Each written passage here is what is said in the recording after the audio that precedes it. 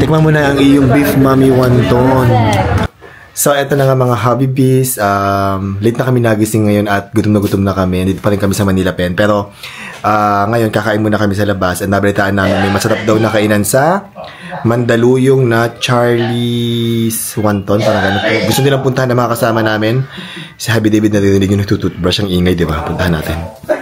Ma'am! Ito si Rolly, lasang kasama namin dito. Ready ka na? Ikaw na lang hinihintay namin. Ako ready. Okay. Bis na kami lahat. Okay. So, kasama natin ang Habibi Squad. Habibi Squad ka daw ka. May dala-dala sirap na Habibi Collagen. Binaon niya yung calamansi flavor. So, nandito na kami sa Charlie Wonton at grabe mahaba daw ang pila. 20 minutes daw ang pila. Pero dahil nandito na kami, laban. Maghihintay kami. Tama diba guys? Laban. Laban tayo. Marunong tayong maghintay. Oo, maghihintay tayo para matikman namin. Kasha ka ba? Naamoy mo ba kuya ang bango? Bango, abot hanggang dito sa parking ang amoy ng Charlie Wonton na lang. Akala ko may umutot. Naamoy nyo ba? Naamoy nyo ba? Akala mo yung may otot. Gutom Otot ni Rolly. Gutom na kami. Maghihintay kami ng 20 minutes. So, ito ang Charlie Wonton Special. Okay, so ito ang pila guys. Bago kami makapasok doon, siguro mga 20 minutes pa daw. So, ganyan nila piniprepare ang food dito, yung handling. Okay, so malapit na kami sa katotohanan. Mga 40 minutes na kami nakapila dito. And kasi madami talaga kumakain. Pero laban pa rin, kasi kami ng next. Kailangan patient ka lang. Because, alam mo, pag naghahanap tayo ng kainan, pag mas maraming kumakain, mas maraming pumipila, ibig sabihin masarap.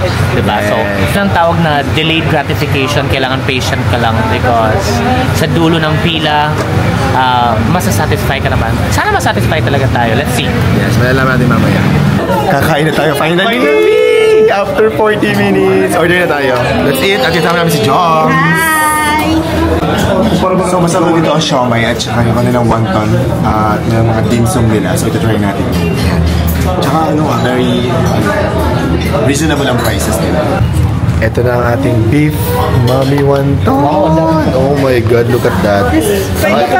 Ipasa natin, pakipasa. Wonton. Ito ang pinatong topic. Next, sino pa nag-wonton? Mim. Ay, only ang soup, kuya. Ay, perfect. Tikman mo na ang iyong beef mommy wonton. Sulit ba ang paghihintay? Yes. Tapos ano to, baby? Beef. That's beef. That's one is beef. Na-try mo na dito before, Dom? Yes. And then, the wonton. Ayan.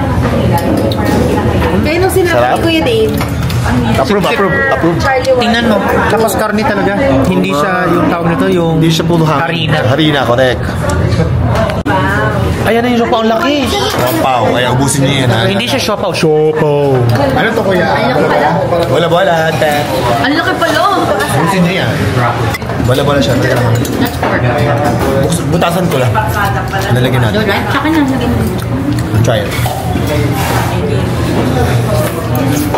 Oh, siksik. Siksik. At nilasig, malasang-malasa yung nasa loob. Totoo. Authentic. Sarap. Share natin yung siomay nila. Hindi ko ito kaya na isang subuan. Share kami ni Habi David. Chili mansi. Ito na siguro pinakamalaki yung siomay. Kasi hindi ganyan ang usual siomay na nabibili.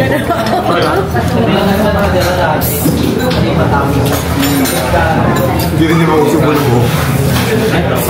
May lumatika. Kiss na. Ayaw ng kiss. Teka lang. Order na PBB Ben. Yes, dahil hindi ako Beef sanay broccoli. Hindi ako sanay nang hindi nag-rice sa first meal. Yang chow rice siya at saka beef broccoli. So, tikman mo nga kung masarap. Pasado. Pasado. At may pahabol pa tayo dito. Chicken garlic. Para tayo rap na Para hindi ko natutunan. kumakain ka ng siopaw pero bread lang. Gusto niyo kumain ng siopaw, pero siya lang yun ang kilala ko na pag siopaw. Yung Dough. Oo, yung puti lang talaga. Ayaw niya kumain. Pwede ka bumili ng pandesal. Nagpandesal na lang. Ay no. Ito na. May taon silang Habibi Calamansi. Pagpatanggal ng umay, tapos Hangover. hangover. So tapos na ako kumain. Actually, kung tatanungin niyo ako kung sulit naman yung pagpila dito, I think sulit naman siya kasi masarap yung kanilang beef mommy wonton. Tsaka yung shampoo masarap din. Siomay for me is ano, parang so lang.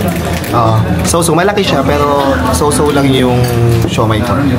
So kung pupunta kayo dito, I think must try dito is yung beef mami wonton. Teka na, bigyan natin sila. Nagbawa kami ng Habibi. Bigyan natin yung kabilang table. Sige po, try nyo. Let's give dalawa. Ito pa po. This is our calamansi flavor. Yan. Kasi nagtitimpla na sila dito lahat. Nagtitimpla na kasi sila dito ng Habibi. Yan, no? Nagtitimpla ng mga Habibi. Diba? At nakita ng kabilang table, nagdigay tayo.